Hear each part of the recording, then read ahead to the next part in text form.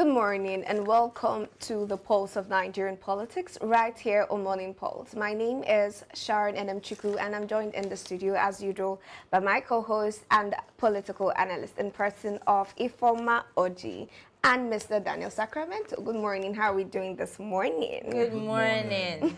Sharon Enemchukwu. Yes, ma. Yes. You guys did this without me yesterday. I hope you had fun. Definitely. Yeah, yes, as always. We did have fun, though we missed you. Oh, I missed you. I missed you too. Well, we're going straight to the stories that we have for today. Thank you. President Bola Tinubu says the era of power outages in Nigerian hospitals must end. Speaking at a national dialogue in Abuja, he vowed that no citizen should lose their life because electricity failed during medical care. The presidency is signaling urgent measures to guarantee round-the-clock power in health facilities nationwide. Meanwhile, former Senator Dino Melaye has declared the People's Democratic Party dead and buried, alleging it is now controlled by agents of the ruling APC from the villa. His claim comes as opposition parties wrestle with internal crisis, raising questions about the strength of Nigeria's multi-party democracy ahead of 2027. Now we're going to go straight to the stories that we have, and we're starting with the bold statement that Bola Ahmed Tinubu our president has come to make, saying that no Nigerian deserves to die because of power outages in the country. Now my first question is, with this bold statement and proclamation, and this is almost his 2 years in office, I mean, coming to you, Mr. Daniel, what do you think are the concrete timeline he, as the president, has set for uninterrupted power in federal and state hospitals? Well, this is, well, I don't think I have much to say concerning it, but I just think it's playing to the gallery, because it's quite unfortunate that this administration just woke up now to discover what Nigerian citizens has been passing through in our hospitals. You know, the issue is because we have a failed system. Every year, much budget is being budgeted into the Ministry of Health. Exactly. And but every now and then, you get to Maritala International Airport, you see both our president and everybody flying out to go and save their lives, because nobody believes in the capabilities, the technical know-hows we have, and because some basic amenities that should give Nigeria an edge is not there in our national hospitals. And they're all waking up now to tell us that they're going to make sure there is no power outage. You see, most of the times, I wonder how these administrations of our president, I mean, I wonder how they breathe, because it's quite unfortunate. You're talking of now is when they woke up to tell us they are going to make sure, like, that is not part of the problems. It just shows a government that has no agenda. For the past how many years, we've not really seen this is exactly one of the things that this president has fixed up. We don't need to be hearing such thing. It shouldn't be a headline news. So it shouldn't have even made the statement. No, it shouldn't be a headline news. It looks so absurd for us to hear such thing that we don't have light in our hospitals. Generators are not working. Thereby, when you are doing surgery, sometimes they use solar light that might not be well charged, jeopardizing the lives of people. So this shouldn't be an headline. It's an insult in the integrity of Nigeria to tell us that lights we want to now is that headline. Is that one of the things we should be talking about? We're talking about making the hospitals more viable. Standard. Make it viable, not coming to tell us about light. Anybody can fix up the light. But that light issue is very important. We say it's important, but this shouldn't be a headline news. Okay. It's something we would have outgrown, because the money to fix all these things, every budget they pass in the House of Assembly, under Ministry of Health. These budgets are there massively. And somebody is coming to tell us that the hospitals are not properly.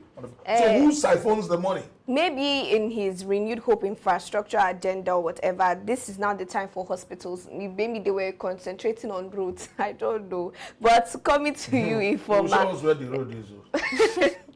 Please, coming to you, Ifoma. Now, he has come out to make this bold proclamation saying that nobody deserves to die because of power outages. And we know hospitals particularly, they need power supply. And he has also said that they would look for other sources of power. So maybe not just electricity, hybrid power supply, solar. I don't know what are the other means he wants to adopt. But if at the long run, or as time goes by, these things are not met or are not achieved, who do we hold responsible now? Which ministry do we hold responsible? Should we refer back to the president, or should he just come out plainly and tell us, okay, these are the people in charge. If this does not happen by this time, hold them responsible? Well, if he comes out to tell us the particular person we should hold accountable, for example, we know about the Federal Ministry of Power.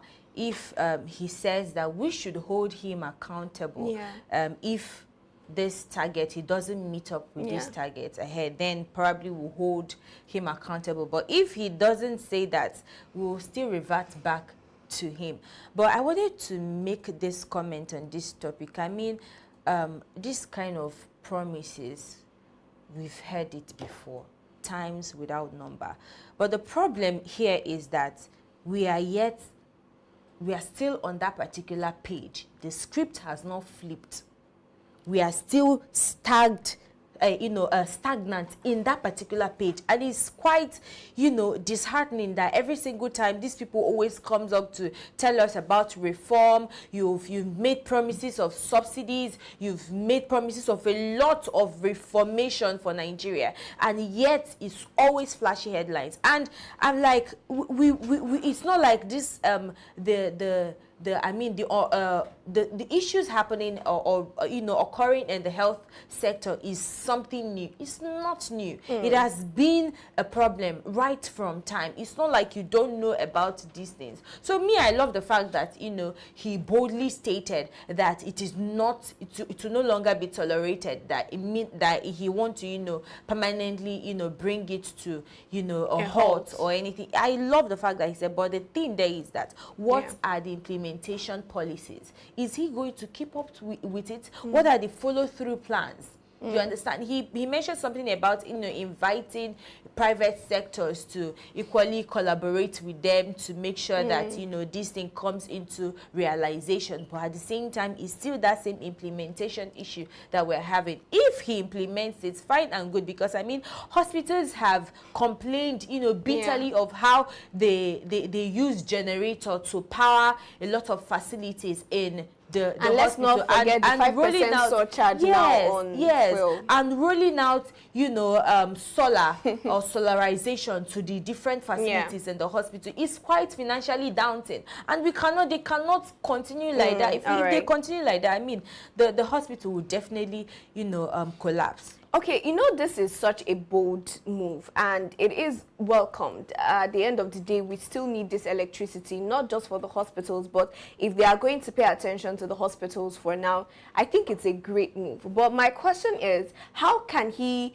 be able to keep tabs on all of these hospitals, the teaching hospitals all around the states? What are the measures? This is my concern now. What are the measures that he's going to put in place to make sure that these things are done, or that power supply gets to every nook and cranny? Do we think it's something that he can handle? Okay, you see, to me, this is a part of the minor issues for the president. And it is laughable when a president comes out talking about promises power supply to hospitals. What is the job of the Minister of Power? What is the job of Minister of all the ministry they do have there? Now, to make things easier for the president, if indeed we have a president that have an agenda, every agenda has a deadline. That should be the mantra. Yeah. Every agenda has a deadline for people to deliver. Now, what this administration and Mr. President needs to do is to have a monitoring team. Okay. Call the Minister of Power, get the Minister of Health. With the monitoring team, let there be a chart. Yeah. What and what in the health sector? Where are our challenges? In the education sector, where is our challenges? Now, okay, our national hospitals are not having adequate light. What are the issues? Now, it is not for the president. The president should give them this chart with a deadline to return back to him for him to understand what's actually going on there. Yes. It shouldn't be a headline. We shouldn't be talking this. Well, I mean, it's even me that is saying it there. It looks so childish. People are coming to say we're going to be supplying light to hospitals. I beg your pardon. This is a list of the problems we have. From the presidency, he's saying that people lose their lives because of power outages. Where people are losing their lives every day, even without power outages. Even where there is this people, the insecurity here alone is taking people's life. So what we're trying to say in the sense that if he says this, it's a bravo to him. But what I'm saying is that this is a list of the issues because it's something that could be tackled. You just need to put up a memo to the Ministry of Power, Ministry of Health, and have anybody that wants to survive in the kind of society we run in Nigeria. Have a monitoring team you will hold responsible. And there should be punishments that will be meted out if you do not. And give everybody an agenda with a deadline. That is why I like the governor of Anambra State, because he said, my agenda has a deadline. And that is when you see people who have come to serve, your agenda, or even as a governor coming to serve, you should know that it has a deadline. So you begin to fix things. You have, if the 7-point agenda, I remember when late Yaradua of blessed memory said he has 9-point agenda, and he listed it to Nigerians, and he started tackling it before death came. So there must be a clear vision.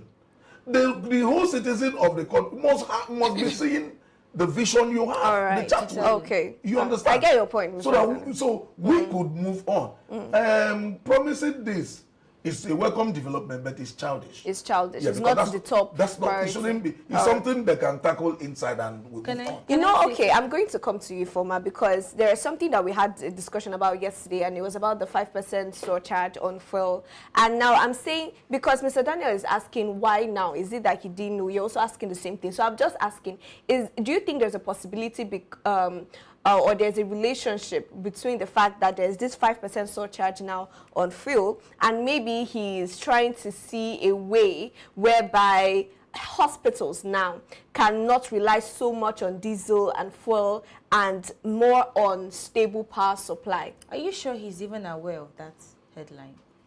The 5% surcharge. Yes. Because I heard the news today that the 5% has been withdrawn. I don't know how to. Yeah, that's what I'm. Are you sure he's even aware? But I wanted to add something to what Mr. Sacramento said.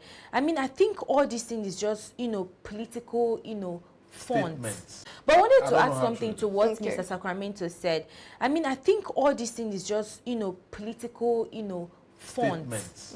That's what he's doing right now, because you will not tell me that a working, president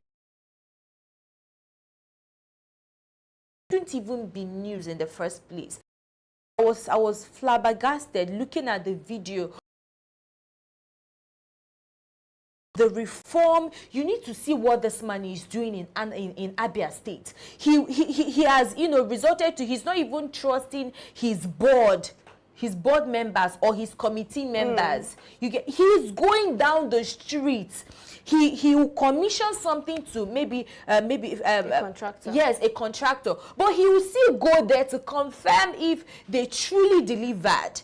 You understand? So I'm not even like, why are we even talking about this particular topic? It makes no tangible sense that we are discussing this in the first place. If you feel like the people you are allocating or you're commissioning positioning for this particular contract is not working, move to that place and see that those things are being done yourself. That is why you are being placed in that position. If those people are not working, you can still get trusted allies. These are simple things that we are not even supposed to be advising the president on what to do. We are not. Yesterday you were asking me to advise the government. Now you are saying we are not supposed to be advising them. No, it's quite funny because to be honest, the whole back and forth is so something I don't understand. All the thing you see Governor of Tinubu State is being. Yes.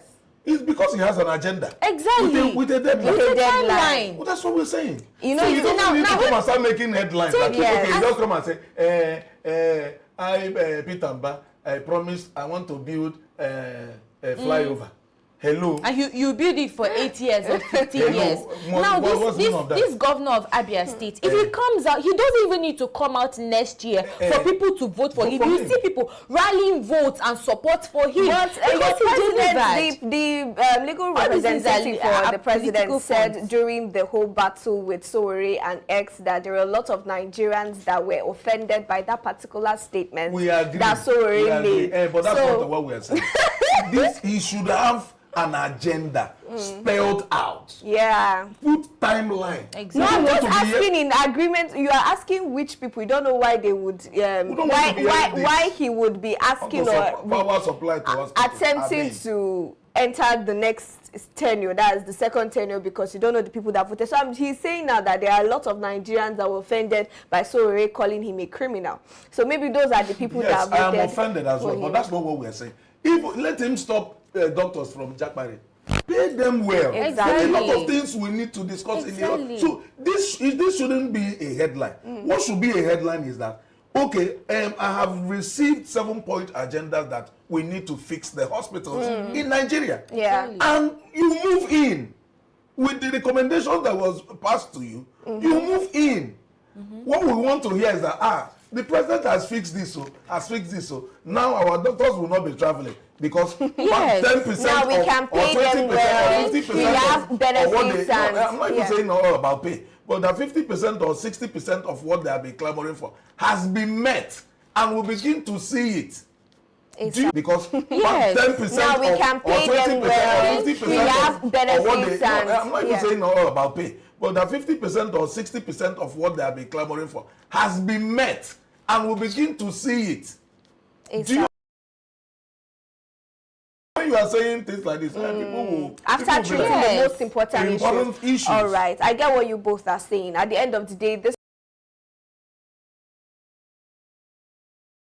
to applaud the government or the administration is supposed to be basic, but because of the situation of Nigeria, basic things are now applauded and seen as extraordinary because we don't even see that basic things that are given to us as per good governance on a daily. Now, still talking about good governance and the run for presidency in 2027, Dino Melaye has come out to say that the PDP is being manipulated by power players from the APC, saying that they are manipulated from the villa. Now, first of all, I wanted to ask, on what basis has he made this claim that somebody or some people from the villa, that is the Aso Rock villa, is he particularly talking to? The scripture says through one man sin came into earth and through one man salvation came. And that's exactly what Dino. Well, Dino is not. Dino is one man I appreciate so much, but politically unstable. Politically is an unstable person. If PDP, I agree with him. PDP is dead. You don't see any means of it resurrecting. No. Now let's start from where they are now. Okay, correct. They are dead. Okay. All of us know PDP is dead. Okay. Now, because they do not have internal democracy, they do not have internal discipline. Because PDP would have been a very, very powerful opposition. Powerful one. But because everybody in PDP is a boss. Yeah. They have no driver, they have no conductor. No one is willing to serve. Everybody wants to stoop low for others to, to follow the internal mechanism laid down by the forefathers, the founders of the political party, and that is it. Well, Dino's word is not far-fetched because you know he's talking about Wike. I wanted you to mention it. I didn't want to be the first to mention it. That's exactly what he's saying. And that's the gospel truth.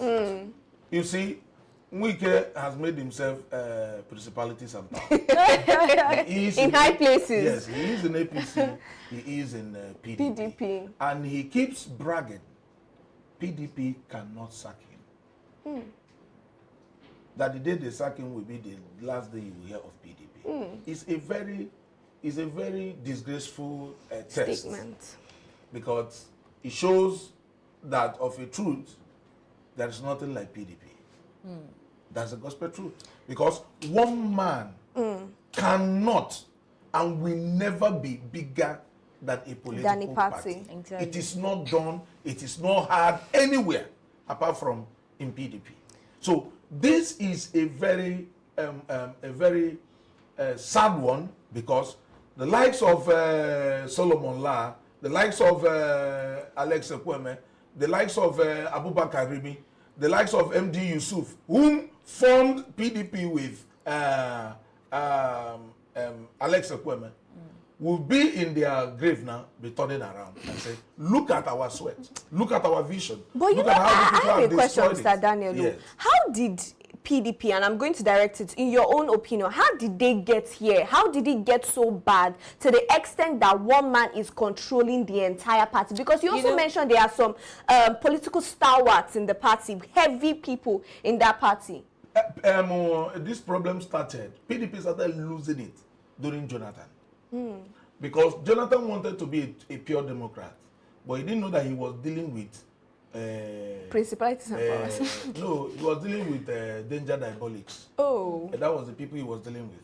Now, he wanted a change. But he made an error because he wouldn't have allowed Bamanda Tuko to be relieved as the national chairman. Because the man wanted to instill discipline.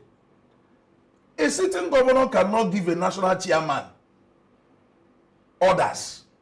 You have no such power. Irrespective that you contribute money does not give you the audacity to control the national chairman of a party. Is the chief driver of that party. He's the one that is supposed to tell you, come, we gave you platform. It is the party that gives a candidate platform to stand. So you are standing. You should not disrespect the national chairman. Now, that was how it all started. People like Amechi, people like the former governor of Borno State, about 5 of them, the state apparatus ended, the state apparatus of PDP ended, and they want to put the people they want. Now, against the will of the true party people. And he got to the national chairman. The national chairman said, no, this is my field. If you people are the one that will now put state apparatus of PDP, then what is the job of the national chairman?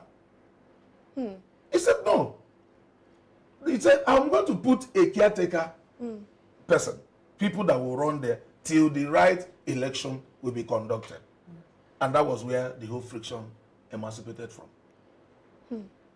And every now and then, PDP runs to, if something that they will sit down in their room and settle, they will always run to go and get a court injunction. Court this, court that, to destroy. So if you see PDP's case file, it's bigger than this one. That's the truth. So they don't have party discipline. And that is why they are where they are. The bunch of people in APC today are all members of PDP. Or in fact, if you share APC into 3, 2.5 they are all PDP. Half is just people who strode in. So that is where the problem is. Okay. So if Dino is one of them, how many times has he decamped and come back? Now I think maybe he might have left for good. Dino has decamped, climbed on the tree. In fact, he has passed through a lot of okay, so you're saying it's disunity that's scattered. Discipline. They lack discipline. That's what. Which now bettered this. They were not united any longer. If you and a PDP man is doing something, you are in trouble. Okay. Because the next minute you won't know that he has gone to court to go and bring out a junction to come and move you. Oh, okay. So now, with the whole national chairman issue that Mr. Daniel just mentioned now, we understand a bit of what might have transpired behind closed doors. But do you think that with what Dino Melaye said and with what Mr. Daniel has also said, saying that the PDP is dead and buried, that there is no way for PDP to resurrect and become the #1 opposition party like it used to be? And if that is the case, then what does that mean for the general political parties that we have here? Do you think that ADC, LP, and other opposition parties that might arise will have the power to contend against APC and stop this from being a one-party system? You know, I think what he's saying, in as much as we have that mindset that PDP to an extent has died, but there's something that the law equally said, which is he who alleges must, prove. So when you are saying that a party is dead, according to him, is dead, and as Christ resurrected, that there is nothing like, no form of resurrection for PDP. Maybe he should go ahead to provide evidence to what his assertion, you understand? But at the same time, we all know what who Dino Melaye is. We already know he's always flexing in the political ring, you understand? And he knows very much how to draw attention, public attention. So, but another thing here is that talking about the political parties, how the state of other political parties, these possibility that, this could be a chance, or this could be an opportunity for them to, flex their own muscles, since, a prominent personality like Dino Melaye has, come out to say pomp and playing that this PDP is dead. But another thing is that there are still lawmakers in PDP. There are still people in PDP, in as much as we feel like PDP is dead. So yeah, it might actually help other people. It might actually, buy more supporters to other parties. But I still think that if he feels that the PDP has, died and is buried, no form of resurrection, I think he should equally prove that. That's what I have to say. I don't think that he needs to prove it at this point because of the case of chaos in PDP. There is no need for it. There's no need for it. They will still call for him. Look at it. So long as they will still call for him. No, it is not even just that it's personal opinion. It is the real fact. Because Bala Muhammad, who is the governor of Bauchi and the head of PDP Governors Forum, is a toothless bulldog. Fubara had issues, they couldn't come up with anything. When Damagu, who is the present PDP chairman, national chairman, was dancing with Wike until the BOT wanted to remove him, he now changed. Now, Wike they are about to have a national convention in November, and Wike said it will not happen without him. They said it will happen. Now, they say it will happen, and he said it will not happen. Remember that Wike has closed down PDP's office because they are owing 5 million naira in Abuja. So you could see how one man has really ridiculed the whole party, the biggest political party in Africa. To ridicule it, to bring it to rubbish. The likes of Bode George, who are senior founding fathers of this thing, is crying every now and then because they gave power to the wrong people. Because they think they can attract this, they can do this, they can do that. Now, we can leave PDP and go to APC. Let them have rest. You say no. So you've seen that there is an agenda. Now, PDP, come out and say Wike has been sacked. He's no longer a PDP member. They can't. So that is actually a crossroad. I want to. The next question was also connected to that because you just mentioned Bala Mohammed as a toothless bulldog. Now we are saying these PDP financiers, these legacy stakeholders, what are they actually saying in private? Because you just mentioned him just crying and they've lost. So they cannot do anything. They have lost confidence in themselves. The people that need to be the remaining governors that are in PDP are the ones with the BOTs that need to stop their foot on the floor and say, come, enough is enough. Do you think they are going to achieve that with this national convention? Maybe that's exactly okay, maybe come there. Right. It's during the national convention that maybe the ethics and the discipline and whatever privileges would come on board and bring, then maybe that's where they will stay and disband or sack Wike and his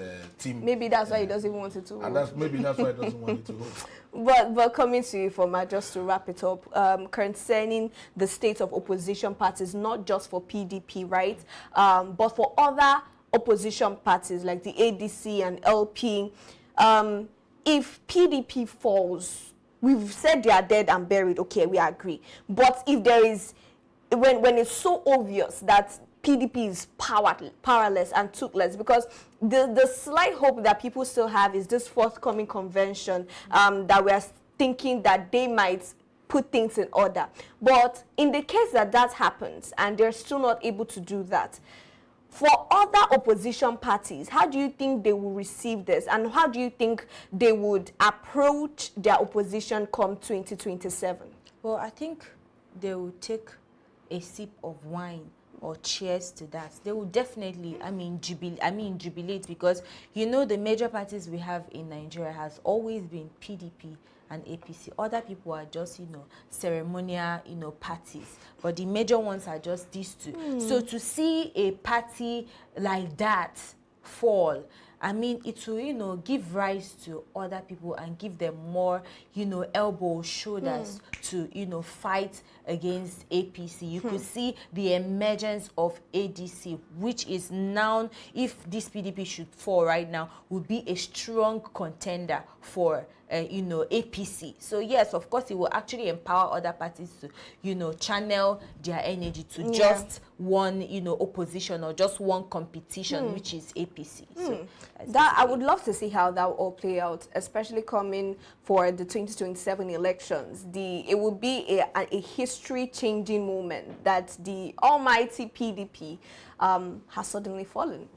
All right, things do fall apart right here in Nigeria, but we are still hopeful that we can put the pieces back together come 2027. Thank you to my analyst in person of Mr. Daniel Sacramento for doing this with me, as always. Thank you, Ifoma Oji, for your contributions. Thank you so much. Now, to our VIP viewers, thank you for following us and sticking to our page. If you are yet to follow us, please do so. We are at Active Citizens on all social media handle. If you've not subscribed, please do so right away. You can find me on my personal page at Sharon Enemchuku, and you, Ifoma. You can find me on Facebook at Oji Sophia and on Instagram at Miss Alex. And you know where to find Mr. Daniel. He is always right here in the studio.